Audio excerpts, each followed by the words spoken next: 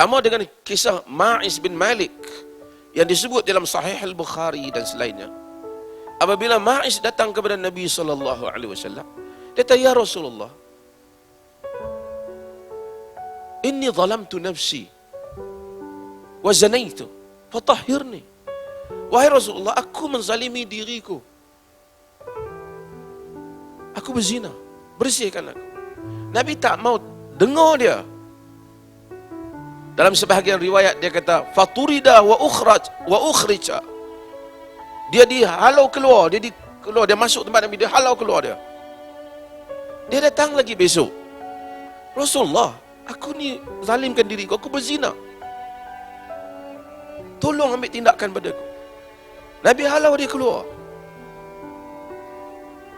Dalam riwayat lain dia kata Nabi hantar wakil pergi pada kaum dia, kaum Ma'iz bin Malik. Tanya dia kata, "Ma'iz ni dia ada masalah ke otak dia ni?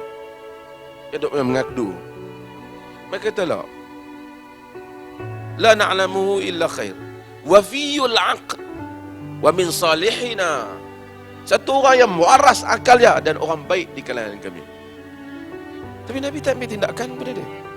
Besok dia datang lagi, dia buat aduan yang sama. Barulah tindakan diambil pada dia. Dia mau sangat. Kenapa Nabi tak ambil tindakan?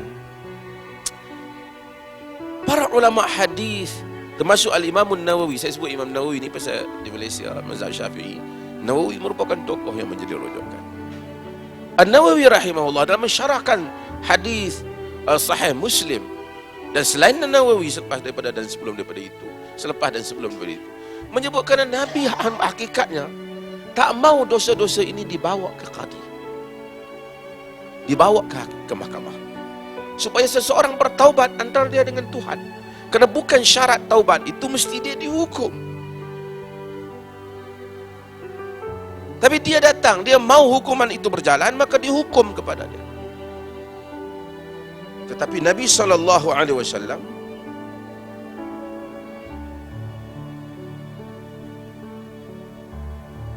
bertindak kepada dosa yang membabitkan, yang membahayakan orang lain. Dalam peristiwa Hatib bin Abi Balta'ah, Hatib bin Abi Balta'ah, dia satu orang ahli perang Badar. Perang Badar ni dia orang yang utama, dia dalam ranking sahabat tu salah satu ranking yang tertinggi, ahli Badar lah dia panggil, orang yang terlibat dalam peperangan Badar. Dia buat satu benda yang salah. Oleh kerana dia family dia tak ada, dia bukan orang Mekah, dia berhijrah ke Madinah. Family dia tak ada di Mekah semacam sahabat-sahabat yang lain. Bila Nabi, orang Mekah memungkiri perjanjian, lalu tentera Islam pergi nak mengepung semula kota Mekah di atas pemungkiran perjanjian, Hatib rasa bimbang untuk family dia. Dia tulis satu surat. Dia tak tahu Nabi nak ke mana. Kerana Nabi ni, dia punya salah satu cara strategi peperangan Nabi SAW. Walaupun zaman tu dia bukan ada tentera yang khusus, nombor tentera dan seumpamanya, dia tak ada. Tetapi dia, sahabat tak boleh tahu dia nak pergi ke mana, melainkan beberapa orang utama saja. Dia akan kata tentera diminta bersiap untuk perjalanan sekian-sekian, tapi dia tak bagi tahu ke mana tentera nak pergi, melainkan keadaan-keadaan tertentu, supaya tak dibocorkan rahsia ketenteraan. Jadi Hatib tulis satu surat. Dia kata, aku lihat Muhammad menyiapkan satu pasukan. Dia tulis kepada Quraisy. Aku rasa dia mengkendaki Mekah. Maksud dia nak pergi tawan Mekah. Jadi Hatib tulis surat. Surat itu dia kirim melalui seorang perempuan untuk hantar ke Mekah bagi pada Quraisy. Nabi mendapat wahyu bahawasanya ada surat yang dihantar. Semua orang tak tahu. So Nabi hantar Ali bin Abi Talib, Az-Zubair ibn Awam, Aba Mirsad, dalam hadis Bukhari. Pergi, Nabi suruh pergi ke Raudatul Khakh, satu nama tempat. Sampai di sana Nabi kata ada satu orang perempuan, dia bawa surat daripada Hatib bin Abi Balta'ah. Jadi Ali pergi 3 orang. Sampai kebun perempuan itu. Dia kata, Alkitab, buat mari surat. Dia kata tak ada surat. Dia kata sama dan kau bagi surat itu. Aula ujarridannaki, ataupun aku bogilkan kau cari surat dah. Sungguh loh. Ali kata. Akhirnya perempuan ni nampak mereka bersungguh dan dia bagi surat. Dan surat itu dibawa kepada Nabi dan Nabi panggil Hatib bin Abi Balta'ah dan Nabi tak hukum Hatib kerana Nabi ni dia pemaaf. So dia kata ya. Hatib kata aku bukan nak khianat tapi aku bimbang pada family aku. Walaupun orang lain marah tapi Nabi kita tak apa. Pasal dia ahli badar. Allah mudah-mudahan Tuhan maafkan dia kerana surat pun tak sampai lagi. Tapi saya nak ceritanya apa? Dalam soal-soal yang membabitkan kemaslahatan, kepentingan awam, Nabi suruh cari sampai jumpa. Tapi yang membabitkan dosa peribadi, Nabi tak suruh pergi cari. Umar bin Khattab, satu hari dia berjalan, dalam hadis yang diriwayatkan oleh Imam Malik dalam Muwatta' Malik, dia berjalan dengan Abdul Rahman bin Auf. Dia ada satu rumah dan rumah tu bising. Jadi Umar tanya, Abdul Rahman, kamu tahu apa benda berlaku dalam rumah ni? Dia kata, syurab, mabuk, sedang minum arak. Jadi apa pendapat kau? Dia khalifah ketika itu. Apa kita nak bertindak? Apa pendapat kau? Mada tara? Apa pendapat kau? Dia kata, ra'aitu innana qad ataina ma nahallahu an. Aku berpendapat kita telah mendatangi apa yang Allah larang. Dia kata, apa yang Allah larang? Allah larang wala tajassasu, jangan mengintip. Kenapa kita mengintip rumah dia orang? Pasal apa? Padahal dia orang minum arak, tapi kalau kena tak zahir, dia duduk dalam rumah dia.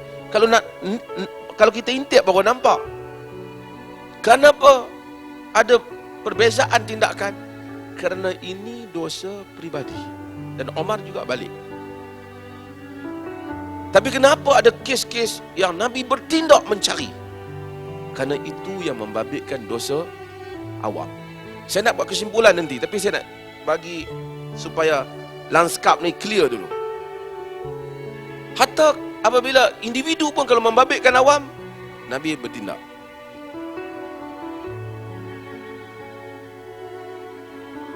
Ada perempuan nak kahwin, Fatimah binti Qais.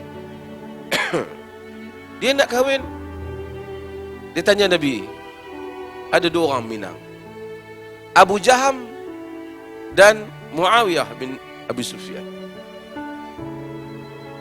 Nabi kata, wa amma Abu Jaham ma wada'a 'asahu an 'atiqihi wa amma Abu Muawiyah fasa'luqun la malalah. Nabi kata Abu Jaham tak menurunkan tongkat daripada bahunya. Maksudnya jenis pukul isteri. Sebahagian tafsiran lah. Sebahagian tafsiran kata ucapan Nabi itu dia maksudnya banyak travel. Adapun Muawiyah, satu orang yang miskin, tak ada duit. Fankihi Zaid, kahwin dengan Zaid, Nabi kata. Pasal apa Nabi sebut tentang peribadi orang? Padahal Nabi tak benarkan kita masuk interfere, masuk campur hal peribadi orang. Sebabnya kerana ia membabitkan kepentingan, kemerbahayaan diri orang lain. Kalau dia tak diberi maklumat, dia akan kahwin dengan orang yang mungkin silap. Sebab tu kalau orang tanya kita, bolehkah saya kahwin dengan orang sekian-sekian? Kita kata, bagus dia tu. Padahal kita tahu tak bagus. Dia kahwin tak bagus. Kita tanya, macam mana tak bagus? Aku malas nak mengumpat. Tak boleh begitu. Kita kena bagi maklumat. Sebab ia membabitkan kemerbahayaan terhadap individu lain. Banyak contoh-contoh yang saya ingin sebutkan. Tapi apa yang saya nak nyatakan di sini ialah masyarakat kita dalam dosa peribadi ini kita bagi tumpuan front page muka surat. Ditangkap khaluat, memang salah lah. Orang ni ada cerita-cerita yang membabitkan gosip peribadi orang. Yang ini orang Melayu suka. Adapun perkara-perkara yang membabitkan dosa umum, yang ni kita kadang-kadang lambat sikit. Kalau satu orang katalah ditangkap khaluat, na'udzubillah, balik kampung malu, nak jumpa orang malu, mak ayah dia malu. Tapi kalau satu orang tu didakwa rasuah 60 juta, 30 juta, 5 juta, dia balik relax, orang salam, cium tangan, shake hand lagi, hebat, naik kereta hebat. Itu yang saya nak ceritanya. Kerana kita tidak dapat differentiate antara personal sin, dosa individu, dan dosa yang membabitkan, mengancam masyarakat yang lain. Sedangkan Nabi SAW membezakan hal ni, termasuk dalam hal rasuah ni. Nabi SAW bila dia hantar orang pergi buat urusan kutip zakat, kutip pegawai kerajaan, bila kutip, dia balik, dia berkata apa? Hadza amalukum wa hadza uhdiya li. Yang ni bahagian hak kerajaannya, tapi yang ni orang bagi hadiah kat aku. Nabi SAW kata, Nabi dengar. Nabi kata, afala qa'ada fi baiti abihi aw ummihi fa nazar auhdiya hal yuhda lahu amla. Nabi kata, sila pergi duduk di rumah mak bapak dia. Ayat tu, qa'ada fi baiti abihi aw ummihi, pergi balik duduk di rumah ibu bapa dia. Cuba tengok, orang nak bagi hadiah ke tak? Maksudnya orang bagi hadiah tu kerana dia ikhlas ke kerana ada kaitan dengan jawatan awak? Kerana dengan jawatan itu orang akan gunakan pada masa hadapan. Dan Nabi kata, fawalladhi nafsu Muhammadin biyadih, demi yang nyawa Muhammad berada dalam tangannya, la yaghullu ahadukum minha syai'an illa jaa yaumal qiyamah yahmiluhu ala atiqihi, yahmiluhu ala unuqihi.